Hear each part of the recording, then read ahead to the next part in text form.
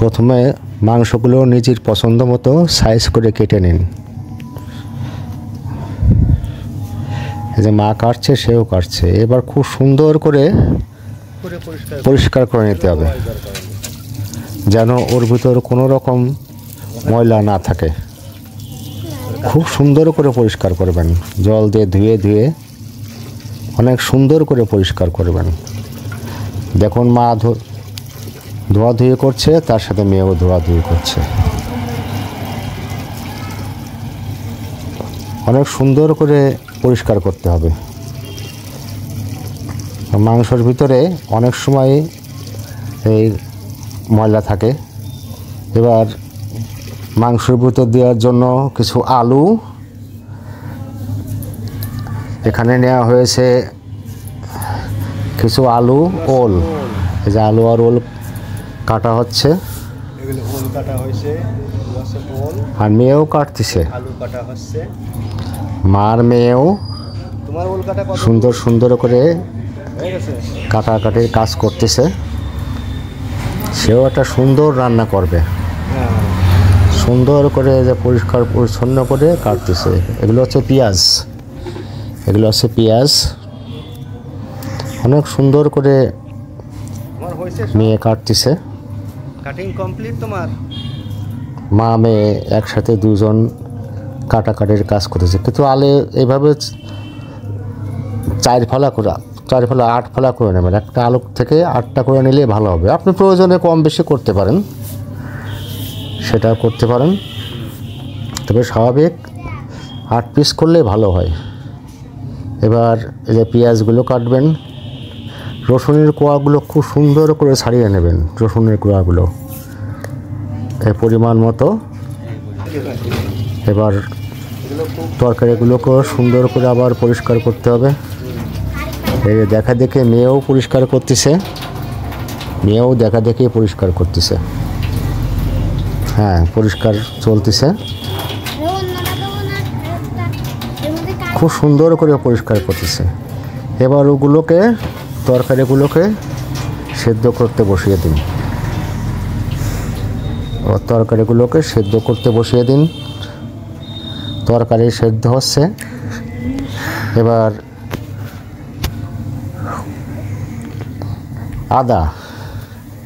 আদা বাটা, তারপরে এই রসুনের কোয়াগুলো, সেগুলো যেগুলো ছিল এগুলো, আর একসাথে দিয়ে নিন এটা ব্লেন্ডারে। আপনি ইচ্ছে করলে বেটেও নিতে পারেন, পাটাতে বেটেও নিতে পারেন। এবার ধনে ও জিরের গুঁড়ো দিয়ে দিন। ধনে আর জিরে এই দুটা গুঁড়ো করে 2 চামচ, 2 চামচ দিলে হয়ে যাবে। এটা আপনি ব্লেন্ডারেও করতে পারেন, আর যদি ব্লেন্ডারে না থাকে সেক্ষেত্রে আপনি ইচ্ছা করলে যে আছে মরিচের গুঁড়া দেওয়া হচ্ছে 3 চামচ। মরিচের গুঁড়া 3 চামচ, স্বাভাবিক 3 চামচ দিলে হবে। এর ভিতরে জল দিয়ে এবার এগুলো খুব সুন্দর করে বেটে নিতে হবে। এবার ওখানে তেল দিয়ে দিন। ওই যে মাংস রান্নার জন্য যে কড়াইটা ছিল ওর ভিতরে তেল দিয়ে দিন, ততক্ষণে তেলটা গরম হয়ে যাবে। আর ততক্ষণে জালটা একটু কমিয়ে দিয়ে, একটু বাড়িয়ে দিয়ে, হ্যাঁ, এবার ব্লেন্ডারে ওইগুলো সব ভালো করে বেটে নিন। ভালো করে আপনার বাটনা দিয়েও বেটে নিতে পারেন। এই যে দেখেন কি সুন্দর হয়ে গেছে। হ্যাঁ, এই যে এবার মাংসগুলোর ভিতরে দিয়ে দিন। কড়াইয়ের ভিতর তেল দেওয়া ছিল, এখন মাংসগুলো ছেড়ে দিন। মাংসগুলো ছেড়ে দেওয়া হয়ে গেছে। এবার লবণ দেখুন, পরিমাণ মতো লবণ দিয়ে দেবেন। পরিমাণ মতো লবণ দিয়ে তারপরে একটু ভালো করে নাড়াচাড়া দিয়ে নেবেন। ভালো করে একটু নাড়িয়ে ছড়িয়ে দিন। দেওয়ার পরে ভালো করে নাড়াচাড়া দিয়ে ওর ভিতর দেবেন হলুদ দেবেন 2 চামচ। 2 চামচ হলুদ দিলে ব্যাস সুন্দর হবে। তারপরে তেজপাতা, 2-4টে তেজপাতা দিয়ে দিন।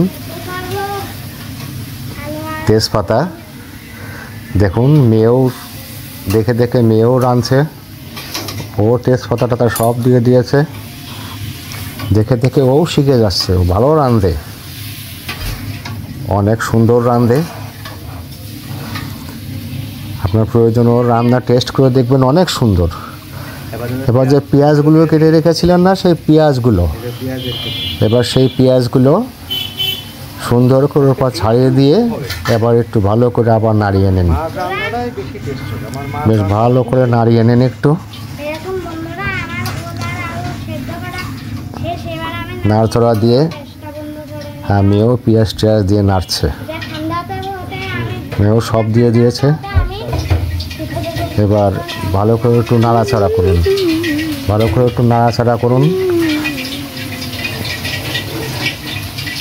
হ্যাঁ, বেশ নাড়াচাড়া দিয়ে নাড়াচাড়া ভালো করে দেখবেন, না হলে আবার এক পাশে পুড়ে যেতে পারে। ভালো করে নাড়াচাড়া করতে হবে, আস্তে আস্তে করে, খুব সুন্দর করে আস্তে আস্তে করে নাড়াচাড়া দেন। এবার সেই বাটনাটা যেটা ফেসে রেখেছিলেন, সেইটা যেটা বাটনাটা যেটা বাটা ছিল, দিতে হবে। সেই বাটাটা এবার দিয়ে দিন। বাটনাটা এই কড়াইয়ের মধ্যে খুব সুন্দর করে এর ভিতর ছেড়ে দিন। এই যে মেয়েও বাটনা দিয়ে দিয়েছে, বলো এবার মাংস মেয়েও বাটনাটা মশলা সব দিয়ে দিয়েছে, মেয়ে সব দিয়ে দিচ্ছে বাটনাটা সব কিছু দিয়ে। ও আবার ওর ভিতরে হাই ছুটতো দি পুরো পেঁয়াজ মুড়ি সব দিয়েছে, হ্যাঁ সব দিয়ে দিয়েছে। এবার তেল, এবার সরিষার তেল বা সয়াবিনও দিতে পারেন, ভেজে নেব। দিয়ে এবার আবার ভালো করে একটু নাড়ুন। বেশ সময় নাড়তে হবে, প্রায় বাদামি হয়ে মিনিট 5-7 নেড়ে বাদামি হয়ে এসেছে। 5-7 মিনিটের নাড়ুন। তাতে করে মশলাটা পুরো মাংসর সাথে মিশে যাবে এবং মাংসটা ভিতর কষা হয়ে যাবে, আমাদের ভাষায় বলে কষা, হাই ফ্লেম বা মিডিয়াম বেশ কষা হয়ে যাবে। দেখুন কিভাবে কষাচ্ছে, হ্যাঁ সুন্দর করে এবার কষাচ্ছে। নাড়াটা আস্তে আস্তে দিবেন, খুব জোরে না, আস্তে আস্তে নাড়াটা দেবেন। দেখুন অনেক সুন্দর একটা রং এসে গেছে। আলু ওল ডোল ভালো করে এবার কি করবেন, ওই যে আলু ছিল সিদ্ধ করে আর আমরা ওল দিয়েছিলাম, তেল দিয়ে আপনি অন্য কিছু কোনো তরকারিও আপনার মন মতো দিতে পারেন, যেগুলো আগের থেকে সিদ্ধ করতে দেওয়া ছিল। অল্প একটু ওটা সিদ্ধ হয়ে গেলে পরে একটু নাড়াচাড়া দিন, নাড়াচাড়া দিয়ে নাড়িয়ে চাড়িয়ে নাড়িয়ে এদিকে মাংস কিন্তু চলছে, রেখে মাংস গরম হচ্ছে, মাংসটাও মাঝে মাঝে নাড়া দেবেন, নাহলে তলে ধরে যাবে। বেটে রেখেছিলাম সেটা হ্যাঁ, এই যে মেয়েও দেখুন তার দেখে দেখি খুব সুন্দর করে রান্না বান্না করছে মেয়েও, এভাবেই শেখে, এভাবেই শেখে। এবার ওইগুলোকে তরি তরকারিগুলোকে এরপরে ঢেলে নেবেন। দেখুন মেয়েও কি সুন্দর করে রান্না বাড়া করছে, অনেক সুন্দর করে রান্না বাড়া করছে মেয়েও। এবার বন্ধুরা আমরা এটা এভাবে আস্তে আস্তে আস্তে করে শেখে। তারপর একটু নাড়াচাড়া দিয়ে ভালো করে নাড়াচাড়া দিয়ে নিন। হ্যাঁ, এবার ওই যে সেদ্ধ করতে দেওয়া ছিল আলু টালুগুলো, হ্যাঁ হ্যাঁ হতে ওগুলো উঠিয়ে ফেলুন, ওগুলো দিয়ে ভালো করে একটু টিপ দিয়ে দেখবেন সেদ্ধ হয়েছে কিনা। ভালো করে ভেজে সেদ্ধ হওয়ার পরে ওটা ভেজে আমরা এবার ওইগুলো উঠে ওল আর আলুতে ভেজে জলটা নিয়ে নিন। মেয়েও দেখুন একভাবে কাজ করে যাচ্ছে। হ্যাঁ, এই যে দেখুন কি সুন্দর ভাজা হয়ে গেছে, এগুলো সবই ভাজা হয়ে গেছে, ভাজা হয়ে গেছে। এবার এরপর আমরা এগুলোকে অনেক সুন্দর করে আর একটু নাড়া দিয়ে দিতে হবে। ওর ভিতরে দিয়ে দিতে হবে। ফুলে যাবে। মেয়েও দেখুন মাছ দেখে দেখে মেয়েও এবার আমি ঠিক রান্না করে চলে গেছে, এভাবেই শেখে, এভাবেই শেখে। এই যে মশলা দিয়ে দিলাম, অনেক সুন্দর রান্না হচ্ছে। এটা কিন্তু গুঁড়ো মশলা। এবার ফোনটাকে দিতে হবে না? মেয়ে মশলা দিচ্ছে মেয়ে। ওই তো সে একটু দেরি আছে। এবার ওই তরকারিগুলো ওর ভিতরে দিয়ে মাংসের ভিতরে দিয়ে আবার একটু নাড়াচাড়া দিন, 10 মিনিট একটু আবার একটু নাড়াচাড়া দিন। এবং নাড়াচাড়াটা আস্তে আস্তে করে দেবেন, অনেক সুন্দর করে, নাড়াচাড়া করবা, নাড়াচাড়া করে যত্নের সাথেই রান্না। এবার আমি এর মধ্যে ওটা থেকে অন্ধকার হচ্ছে, দেখা যাচ্ছে। এবার মেয়েও প্রস্তুতি নিচ্ছে মার মতো।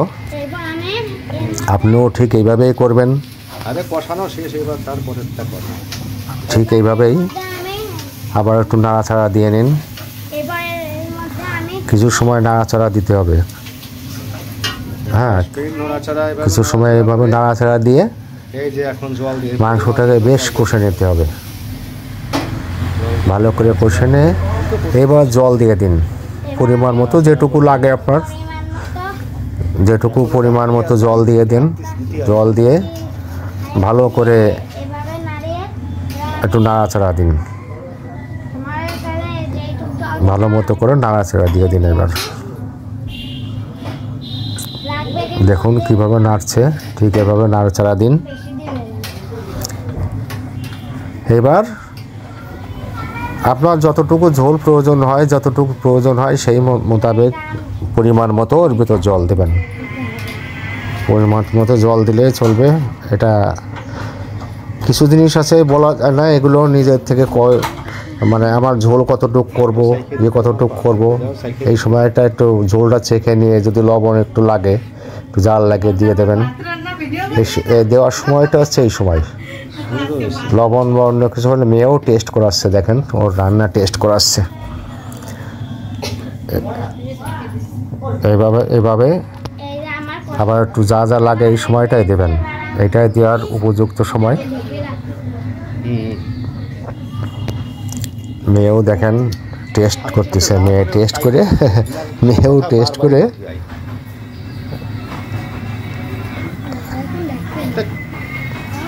অনেক সুন্দর করেই রান্না হচ্ছে। প্রায় হয়ে এসেছে মাংস রান্না, এবার আমি সবাই পারবেন, একবার দুবার দেখলে সবাই পারবেন। এবার ঢেকে দেবো। ভিডিওটা যদি একটু ভালো করে দেখেন প্রত্যেকেই পারবেন। মরিচ হ্যাঁ, এবার ঢাকনা দেওয়া হয়ে গেছে। এবার এভাবে কাঁচা মরিচ দেওয়া হচ্ছে কিছু।